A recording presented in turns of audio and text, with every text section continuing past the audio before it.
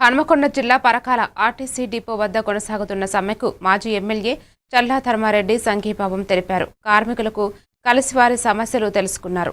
ఆయన మాట్లాడుతూ కార్మికుల న్యాయమైన డిమాండ్లను ప్రభుత్వం నిర్లక్ష్యం చేస్తోందని తీవ్రంగా విమర్శించారు. వెంటనే చర్చలు జరిపి సమస్యలు పరిష్కరించాలని డిమాండ్ చేశారు. ఆర్టీసీ కార్మికులు రాష్ట్ర అభివృద్ధిలో కీలకమని వారిని ఇబ్బంది పెట్టడం సరికాదన్నారు. ఆర్టీసీ ప్రైవేటీకరణ కుట్రలు జరుగుతున్నాయని ఆరోపించారు. సమస్యలు పరిష్కరించకపోతే ఉద్యమం మరింత ఉధృతం చేస్తామని హెచ్చరించారు.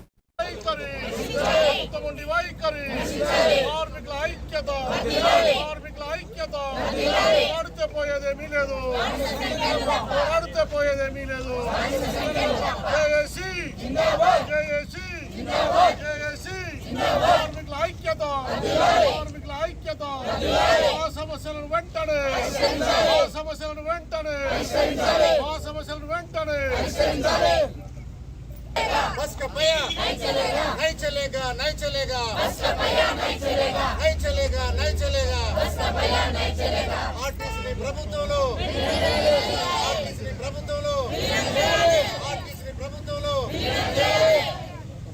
మాకు రావాల్సిన బకాయిలు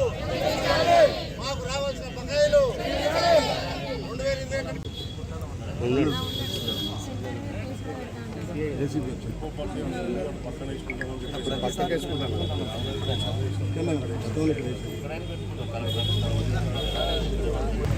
దుర్మార్గంగా రౌడీజంగా గూండాయిజంగా బెదిరింపు ధోరణితోటి ప్రభుత్వాన్ని నడపాలని చూస్తూ ఉన్నాం. ప్రజల యోగక్షేమాలతో ఆయనకు రైతుల యోగక్షేమాలతో ఉద్యోగస్తుల యోగక్షేమాలతో ప్రభుత్వానికి గాడిలో పడిద్దామనే ఆలోచన లేదు. 2.5 సంవత్సరాల కాలం అయిపోయినప్పటికీ కూడా ప్రభుత్వాన్ని నడిపే విధానం కానీ నడిపే ఆలోచన కానీ ఇలా రేవంత్ రెడ్డి గారికి లేదు.